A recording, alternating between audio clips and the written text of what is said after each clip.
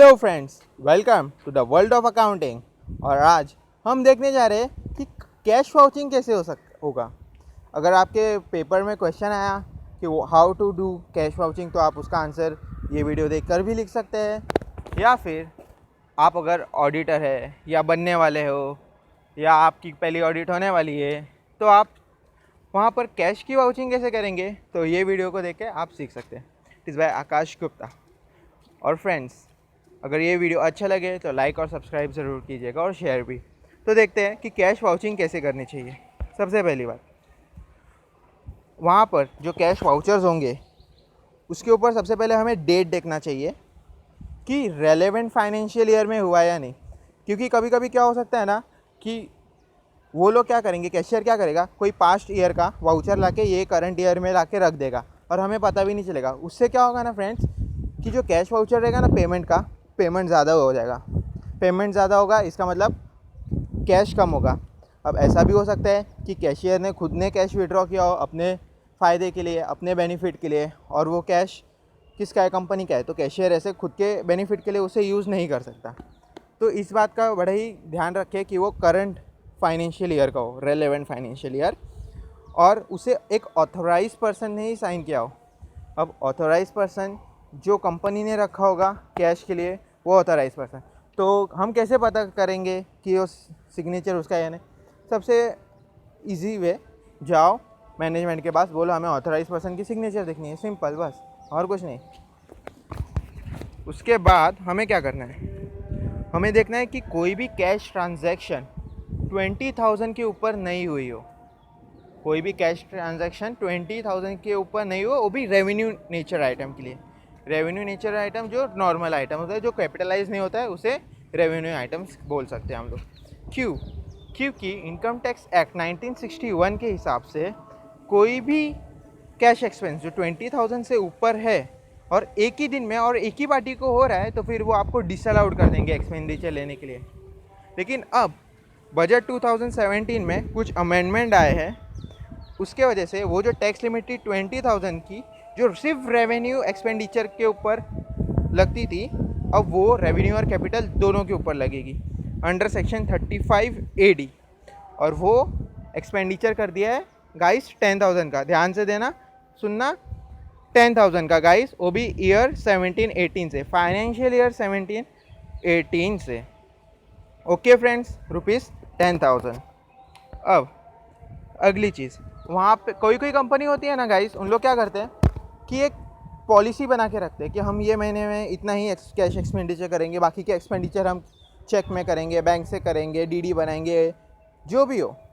तो वहाँ पे जाके एक बार कंफर्म कर लेना कि ऐसी कोई पॉलिसी है या है क्या, कि क्लोजिंग बैलेंस हमारा कैश का इतना होना ही चाहिए। तो वो सबसे ज़रूरी बात है, वो आप एक बार चेक कर लेना।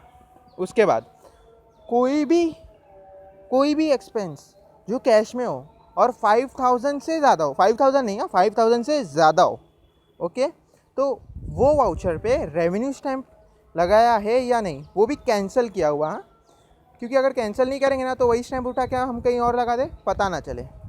और एक बार कैंसिल हो जाता है ना, तो कैंसिल कैसे होता है, हाफ पेपर पे होता है और हाफ रेवेन्यू स्टैम्प पे, तो उससे हम कंसिडर कर सकते हैं कि हाँ ये कैंसिल रेवेन्यू स्टैम्प है। ओके फ्रेंड्स, क्योंकि ये गवर्नमेंट रूल है कि अगर आप कोई भी ट्रांजैक्शन 5,000 एंड अबाव करते हो, वो भी इन कैश, तो आपको रेवेन्यू स्टैम्प उस वाउचर पे लगाना ही पड़ेगा और फिक्स करना पड़ेगा। ओके फ्रेंड्स, अब जो भी कैश में ट्रांजैक्शन हो रहे हैं वो ऑथोराइज पर्सनल ही कर रहा है या नहीं, वो चेक करना पड़ेगा। क्यों? क्योंकि कभी कभी क्या होता है ना, ऑथोराइज पर्सन भी इंसान है, उसे भी कोई काम लग सकता है, तो लीव लेगा। तो उस दिन जो पर्सन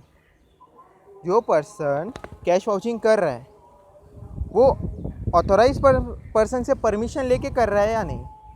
उसने कैश के जो वाउचर्स बनाए ना, वो ऑथोराइज जो पर्सनल रहेगा उसी के परमिशन से बनाया नहीं, वो सबसे मेन बात है दोस्तों, उसे हमें चेक करना होगा। अब IOU स्टेटमेंट की बारी। अब कोई कोई कंपनी में क्या होता है ना फ्रेंड्स, कोई ऑडिटर्स आ गए या कोई कस्टमर्स आ गए, तो कंपनी वालों को थोड़ा एंटरटेन करना ही पड़ता है उनको। जैसे कि उनके अगर कोई बाहर से आउट स्टेशन से आया है, तो फिर उनके रहने का एक्सपेंस, उसका ट्रैवलिंग एक्सपेंस, जो भी एक्सपेंस हो, या खाने पीने का एक्सपेंस, वो कंपनी के लिए आए तो कंपनी को एक्सपेंस करने पड़ते हैं। लेकिन अब कभी कभी क्या होता है ना कि एग्जैक्ट फिगर नहीं पता होता कि कितना पैसा लगने वाला है। तो उन लोग क्या करते हैं, जो आदमी उनकी देखभाल कर रहा है वो क्या करेगा, उसको तो कैश तो चाहिए ना कि हाँ भाई इन लोग आए, मुझे इनको यहाँ पे लेके जाना है, अब वहाँ वो ऑडिट प्लेस पे लेके जाना है, बीच में टोल नाका आएगा, ये आएगा वो आएगा, उनको खाने के लिए पैसा लगेगा। तो एग्जैक्ट अमाउंट तो अब नहीं पता कितना लगने वाला है। तो फिर उन लोग क्या करेंगे, एक स्टेटमेंट बनाएंगे, उसको बोलते हैं IOU स्टेटमेंट। जो पैसा लेता है ना उन सब के खर्च करने के लिए, वो उस पर साइन करेगा और एक कैशियर साइन करेगा। कैसे कि एक तो जो पैसा निकाल रहा है उसका साइन तो लगेगा ना कि किसको पैसा दिया, और दूसरा सिग्नेचर उसका लगेगा कैशियर का। क्यों? कैशियर ऑथराइज करेगा ना कि आप कैश निकाल सकते हो। तो IOU स्टेटमेंट पे दोनों पर्सन के साइन है या नहीं वो। अब अगर पैसे ज़्यादा निकाल लिए और खर्च कम हुए तो अब क्या करना पड़ेगा, जिसके पास पैसे दिए है उसे वापस रिटर्न करना पड़ेगा कंपनी को, वो खुद नहीं रख सकता। ये हुई IOU स्टेटमेंट की बात। अब इसके बाद जितने भी कैश वाउचर्स है उसके साथ सपोर्टिंग डॉक्यूमेंट्स है या नहीं वो आपको देखना होगा। जैसे कि अगर कोई ट्रैवलिंग एक्सपेंस है तो टिकट ट्रेन के लिए हो गया तो वो चलेगा, ओके।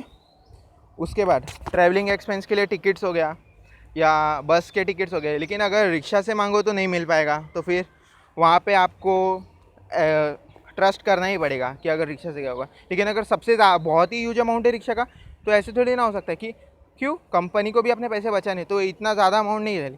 या ओला हो गया, ओला से भी आपको नेट पेमेंट होता है तो फिर वो वेरीफाई कर सकते हो। और सपोर्टिंग डॉक्यूमेंट्स में अगर आपने कोई सेल्स के अगेंस्ट पैसे लिए हैं तो सेल्स का वाउचर आप देख लो कि बिल में क्या लिखा है क्या नहीं, ओके। परचेज़ किया है तो किस परचेज़ के अगेंस्ट किसको पैसे दिए वो देख लो है या नहीं, ओके फ्रेंड्स। उसके बाद आपको देखना है कि जो भी कैश में एक्सपेंस हो रहे हैं वो नेचर कौन सा है, रेवेन्यू है या कैपिटल है। क्योंकि अगर रेवेन्यू आइटम है तो वो P&L में जाएगा, और अगर कैपिटल है तो वो कैपिटलाइज हो जाएगा असेट में। क्योंकि अगर आप कोई पैसे देते हो किसी चीज़ खरीदने के लिए, समझो आपने मशीनरी खरीदी तो वो कैपिटलाइज हो जाएगा। क्यों? क्योंकि वो कैपिटल नेचर का है। लेकिन आपने वही मशीनरी के रिपेयर्स के लिए कोई पैसे खर्च किए तो रिपेयर्स रेवेन्यू आइटम हो जाएगा और वो चला जाएगा P&L में। तो इस बात का खास ख्याल रखें। उसके बाद जिस एरिया में या जिस जगह कैश रखा गया है वो सिक्योर्ड है या नहीं, प्रॉपरली लॉकर है यूज़ कर रहे हैं या नहीं, कोई कैमराज है या नहीं। क्यों? क्योंकि अगर हमने ये चेक नहीं किया तो गए पैसे, कोई भी निकाल के लेके जाए, किसे पता चलने वाला है, क्योंकि इससे थेफ्ट का खतरा होता है, ओके गाइस। उसके बाद यहाँ ये 4 पॉइंट डिस्कस करने के पहले मैं एक अच्छा सा पॉइंट डिस्कस करना चाहता हूँ, वो है टीमिंग एंड लीडिंग। अब जिनको नहीं पता है वो यहाँ पे ध्यान दीजिए। टीमिंग एंड लीडिंग क्या होता है? टीमिंग एंड लीडिंग क्या होता है ना कि अगर किसी डेटर ने आपको पैसे दिए, कैश आपको तो देंगे नहीं, कैशियर को देंगे। किसी डेटर ने अगर कैशियर को पैसे दिए तो कैशियर क्या करेगा, वो खुद के बेनिफिट के लिए यूज़ करेगा, वो रिकॉर्ड ही नहीं करेगा, ओके। तो अब क्या होगा ना, जब सेकंड डेटर कैशियर को पैसे देगा ना तो क्या रिकॉर्ड करेगा कि मुझे फर्स्ट डेटर ने दिए, और ये चलता जाएगा। कब तक चलेगा? जब तक कैशियर वो पैसे जो उसने निकाले थे वो वापस रिफ़ंड ना कर दे। मीन्स रिफ़ंड मतलब उसको वापस रिकॉर्ड ना कर दे, अच्छे से उसने वापस लाके अपने कंपनी को दे ना दे। या सेकेंड कंडीशन कब तक चलेगा? जब तक कंपनी उसको खुद भी ना पकड़ ले। तो इसके लिए, इसको चेक करने के लिए सबसे पहली बात आपको क्या करना पड़ेगा, जो पार्टली पेड डेटर्स हैं ना उनको चेक करना पड़ेगा और बैलेंस कंफर्म करना पड़ेगा। क्योंकि फुल्ली पेड है तो वो सवाल ही नहीं उठता, लेकिन जो पार्टली पेड है वहाँ पे इन लोग ज़्यादा गोलमाल करते हैं। तो आपको पार्टली पेड डेटर्स को चेक करना पड़ेगा, वो चेक करने से पहले इसे कहते हैं टीमिंग एंड लीडिंग। अब ये 4 पॉइंट्स और डिस्कस कर लेते हैं। अब सबसे मेन बात, अगर आपके पास कैश है तो वो कभी नेगेटिव नहीं हो सकता, कैश हमेशा पॉजिटिव ही होगा।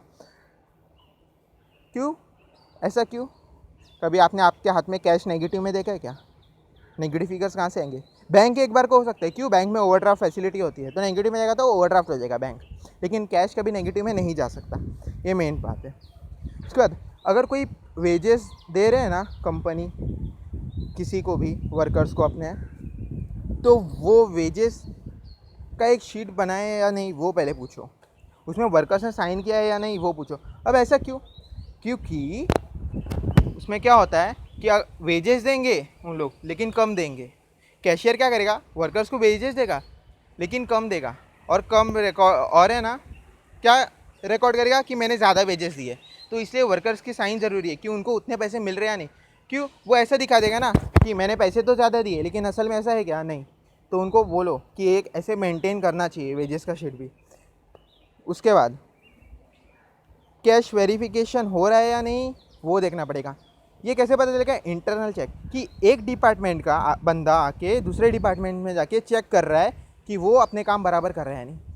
अब कैश वेरिफिकेशन करना कोई मुश्किल काम है नहीं, तो इसीलिए अगर कोई अकाउंट डिपार्टमेंट का बंदा भी आके कैश डिपार्टमेंट में आके चेक करे कि at the end of the financial year cash बराबर है या नहीं, या एवरी मंथ के एंड में आके चेक करे कि कैशियर ने कैश बराबर रिकॉर्ड किया है नहीं, तो बहुत ही अच्छी बात है।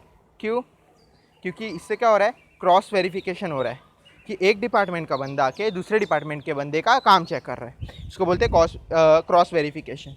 ओके गाइस, तो ये सबसे इम्पोर्टेंट होता है। उसके बाद वहाँ पे ये भी आपको देखना है कि जो कैश कहाँ आता है करंट एसेट में। तो करंट एसेट में सिर्फ कैश नहीं आते, डेटर्स आते हैं, स्टॉक आते हैं, बहुत कुछ आते हैं। तो इसमें आपको ये भी चेक करना है कि कैश का जो रेशो है बाकी करंट एसेट के हिसाब से वो कम है या ज़्यादा है। क्योंकि अगर वो ज़्यादा हुआ ना, कैश ज़्यादा हुआ ना, तो क्या होगा, कैश अंडर यूटिलाइज हो रहा है। क्यों अंडर यूटिलाइज हो रहा है, पहले वो रीज़न पता करो। क्यों? क्योंकि अगर वही कैश अगर आप कहीं और इन्वेस्ट करते हैं तो आपको उस पर ज़्यादा रिटर्न्स मिलता। ओके फ्रेंड्स, तो ये थी सबसे इम्पॉर्टेंट चीज़ें जो आपको कैश वाउचिंग के करने के टाइम पे को याद रखना चाहिए। तो अगर ये वीडियो आपको पसंद आए तो प्लीज़ लाइक और सब्सक्राइब कीजिए और शेयर भी। Thank you friends, thank you.